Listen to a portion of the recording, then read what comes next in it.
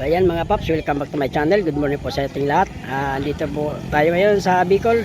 So ayan, yan po yung ang ngayon. Kaso hindi po siya makita gawa ng may pags po. Ayan.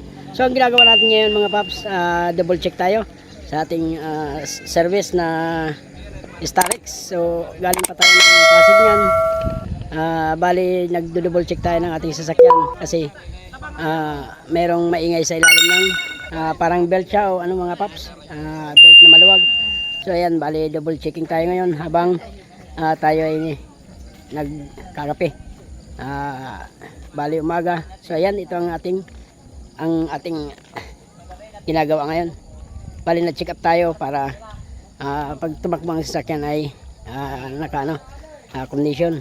Ayan ito mga idol, ayan po, ayan bali yung ating air cleaner ay bad na po yan, ayan marumi. So dapat ito mga idol ay malinis, dapat po ito ay wala siyang alikabok kasi dito nang gagaling mga idol yung ating hangin papunta sa makina. Baga sa tao mga paps, ito po yung ating ilong. Ay, layo mo sa akin to, ayaw ko makita ito, maita ulo ko. Pinaka strainer para hindi po pumasok ang ating alikabok sa ilong. So ito po ang pinaka nagsasala ng ating alikabok. So ayan mga paps, nagaganyan yan. Ayan, tapos ito papasok to dito sa ating makina. Bali pupunta yan dito sa ating, ayan mga idol, dito sa intake ng turbo. So ayan, dito nagano yan, pagpasok dito, papasok dito sa turbo, tapos papasok sa makina.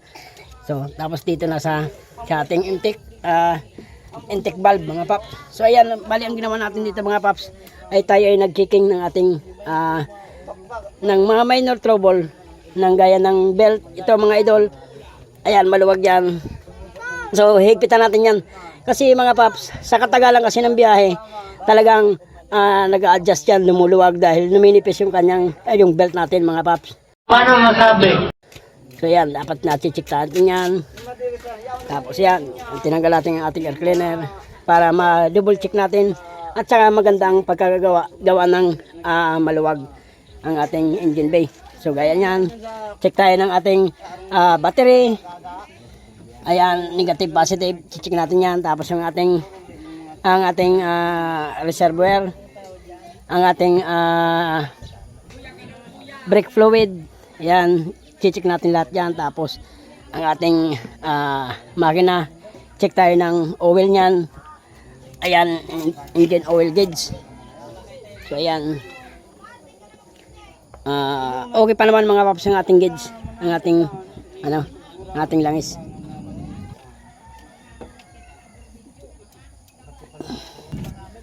Yan. Yan, tapos check din tayo ng ating ATF, automatic transmission fluid. Ayan mga paps, kailangan check din natin yan kung nagbawas ba siya o hindi. So ayan mga paps, ayan medyo nagbawas siya ng konti. Bali nandito lang yung kanyang gauge dito. Dapat andito yan mga idol, ang ating gauge. Ayan po, pangalawa. Ayan, so nagbawas siya. Ang gagawin natin dyan ay dadagdagan natin yan para kompleto yung ating ATF, no? Ayan, konting linis ganyan para makikita natin kung nasaan ang ating gagawin dyan, kung nasaan ang ating pwedeng galawin, kung alin ang maluluwag. So bali pumunta kami dito sa Bicol, bali namasyal o naggala kami mga paps. So ayan, galing pang galing pa ng Pasig to Bicol mga paps. So ayan, kailangan natin check upin yan bago na naman umalis. Yan ang ating ginagawa dyan, double checking tayo, linis, konting punas, ganyan, makina. Kailangan yan mga paps pagka long drive ang biyahe, kailangan meron tayong check up na tinatawag para kung sakaling may problema man o minor trouble, so kaya natin gawin, magagawa natin ng mga kung alin ang dapat gawin ng mga maluluwag. Ayan, so ayan, okay naman siya. So ayan,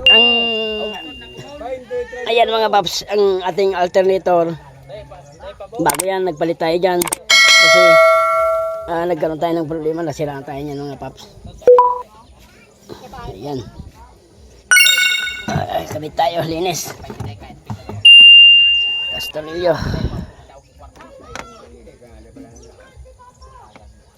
Ayan mga paps.